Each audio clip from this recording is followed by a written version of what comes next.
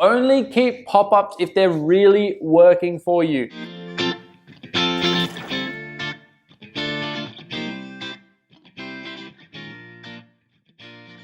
Hello and welcome to another episode of Time SEO. Today we're talking about 5 tricks that you can use to get a bit of an SEO gain while we come up into April Fools. So number 1 is compressing images. So you can use the Squoosh tool for the best results if you like the manual way.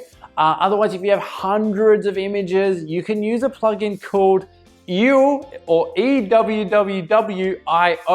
and implement lazy loading on your images. I know, what a great name, but it really is a fantastic plugin. Anyway, point number 2 is simplifying your website. When a website is built, it's usually on a theme that was built by one developer. And if you add a plugin, that's done by another developer. The thing is though, most websites have like 10 to 30 plugins. Sometimes they have like 50 or 100 and it just bloats the site and makes it super slow. So if you have 10 plugins and they're built by different dev teams, they aren't always designed to be as speedy as possible. They're designed to solve a problem you may have with an easy solution. So if you can, consider removing some plugins that you don't really need.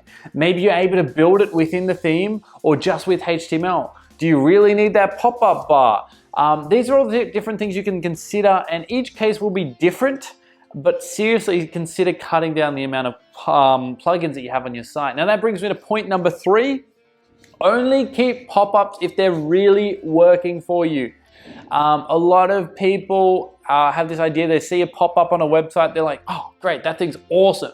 I have to have a pop-up too.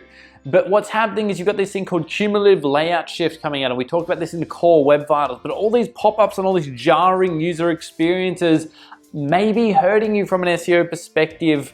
So if they aren't providing much value, please try and eliminate them. There's a reason why we don't do these on our websites, just because what they give us versus what they cost us doesn't add up.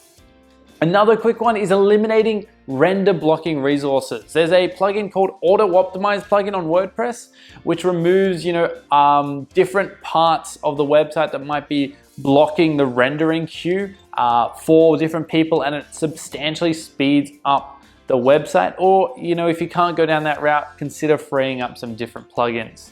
And lastly, removing unused CSS. So a lot of the time when we buy a theme, it comes with a bunch of CSS. We're talking megabytes and megabytes of CSS that has to be loaded on each different page we go to. Consider removing that unused CSS. You can minify it, or you can get a developer in to just cull back all that CSS that that's not needed for you or you're not using, which is going to help you substantially. The last plugins, honorable mentions, you've got W3 Total Cache, which is great if you need to cache things, and also Perf Matters, which is, a performance matters kind of plugin, and we have more on those in the description below. Until next time, Tea Timers, I'll see you soon.